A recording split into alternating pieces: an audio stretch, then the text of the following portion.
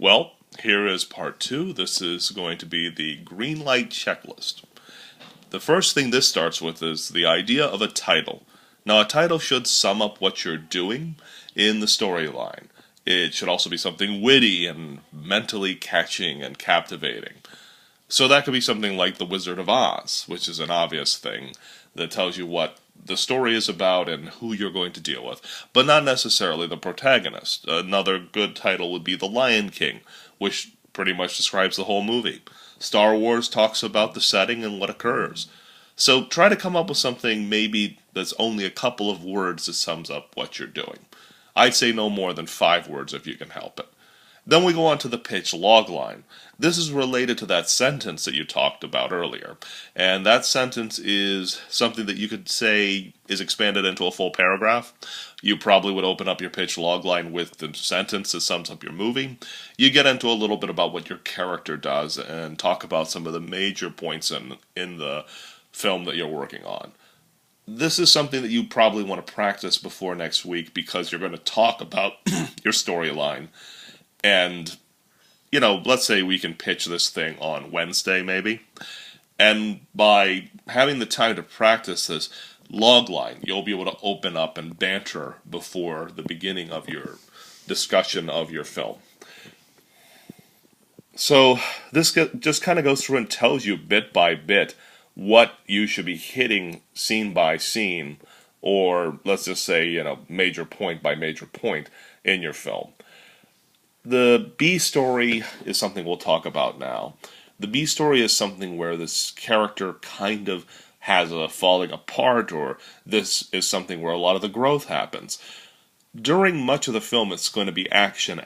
There's going to be dealing with enemies. There's going to be dealing with major crises. So there isn't much time for growth. So by having a B story, this might be the boyfriend or girlfriend moments where we take a break from the major anxiety during a film. There's many of these films now, like the Twilight series, or other ones where there's a young woman who has moments with the boyfriend where she'll kind of sit there and catch her breath, or they may be moments with her group of friends where, again, she can kind of sit and analyze stuff. She'll get a bit of advice from a wiser friend, or at least an observant friend. So these are valuable moments. Do these happen a lot in comedies? Yes and no.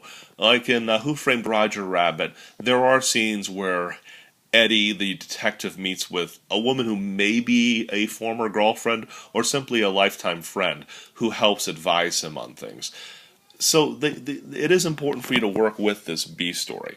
Now, fun and games is something that will give an idea of kind of a promise of the premise. A lot of times fun and games, just like the B story, is going to be set to music in an animated film. So this could be Can You Feel the Love Tonight in the case of the B story. Or in the case of the fun and games, this could be Make a Man Out of You in Mulan. The bad guys closing in. Now, even in your most basic comedies, there usually are bad guys. And they do make it difficult for the main character. Is this a life and death struggle? Well, perhaps not a literal life and death struggle, but socially, this can be a life and death struggle. This can be where the main character feels very much in danger.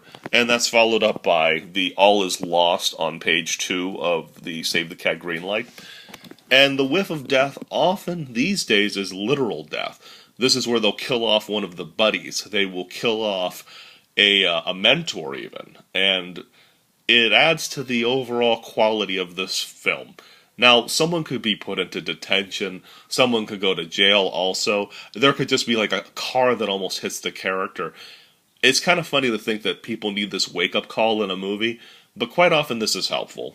And when you go into the break into break into 3 in Act 3, this is towards the bottom of page 2. The break into 3 and the storming of the castle, again, doesn't have to be a literal castle. Quite often it is a literal castle, though, where you're getting into the stronghold of the enemy. And this takes you through to the B story being resolved as well, and back to the final image. So just try and stick to this formula. I think that you're going to wind up with something you like a lot. remember to really pay attention to this last bit on raising the bar, which kind of just says, hey, is this as good as it can be? Is this as interesting as it can be? Is there any place where we can push this further than was expected? Because as animators, a big part of our job is to look at every scene we're given and to make sure that we don't just do the scene, we don't just follow our director's orders, but that we make everything as good as we can, that we make it the best that's possible. And I remember having to remind myself about this all through my career, right up to this day, where I have to stop and say, hey, is this really the best job I can do? And if you do that, that's really going to benefit you throughout your career. I'll see all of you on Monday. Bye.